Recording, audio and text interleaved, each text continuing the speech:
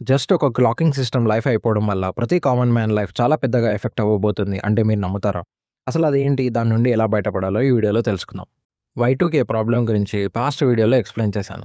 అయితే నిపుణుల అంచనా ప్రకారం మరో Y2K లాంటి ప్రాబ్లం నెక్స్ట్ 13 ఇయర్స్‌లో రాబోతుంది అని. దీనికి మెయిన్ రీజన్ ఏంది అంటే కంప్యూటర్లు, ముఖ్యంగా 32 బిట్ సిస్టమ్స్. 1 జనవరి 1970 నుంచి ఇప్పటి వరకు గడిచిన ప్రతి సెకన్ను లెక్క పెడుతూ వచ్చాయి. దీనినే యూనిక్స్ టైమ్ అని అంటారు. కానీ అసలు విషయం ఏంది అంటే ఈ 32 బిట్ టైమర్‌కి ఒక లిమిట్ ఉంది. 2038 జనవరి 19వ తేదీ ఉదయం ఈ టైమర్ దాని మాక్సిమం లిమిట్‌కు రీచ్ అయిపోతుంది. దీనివల్ల టైమర్ ఓవర్‌ఫ్లో అయ్యి వాల్యూస్ నెగెటివ్‌గా మారిపోతాయి.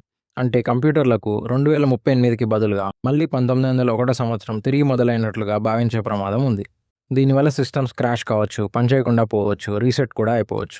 బ్యాంక్ సర్వర్లు, జీపీఎస్ డివైస్లు, పాత embedded systems, industrial machines, hospital equipment, transport systems అన్నీ ఎఫెక్ట్ అయ్యి క్రాష్ అయ్యే ఛాన్స్ ఉంది. కానీ ఇక్కడ ఒక గుడ్ న్యూస్ ఉంది. అదేంది అంటే ఇప్పటికే చాలా సిస్టమ్స్ 64 బిట్‌కి మారుతున్నాయి. దీంతో టైమ్ లిమిట్ ట్రిలియన్ సంవత్సరాలకు వెళ్ళిపోతుంది. కాబట్టి అన్నీ అప్డేట్ అయితే పెద్ద ఇబ్బంది ఏం లేదు. కానీ నిజమైన భయం ఏంటి అంటే ఇంకా లక్షల సంఖ్యలో పాత డివైస్లు 32 బిట్ క్లాక్ పైనే నడుస్తున్నాయి. వీటిని సరి చేయకపోతే 2038 ఈసారి నిజంగానే Y2K కన్నా పెద్ద సమస్యగా మారే అవకాశం ఉంది. ఇంకా ఇంట్రెస్టింగ్ అప్డేట్స్ కోసం stay tune to the story around.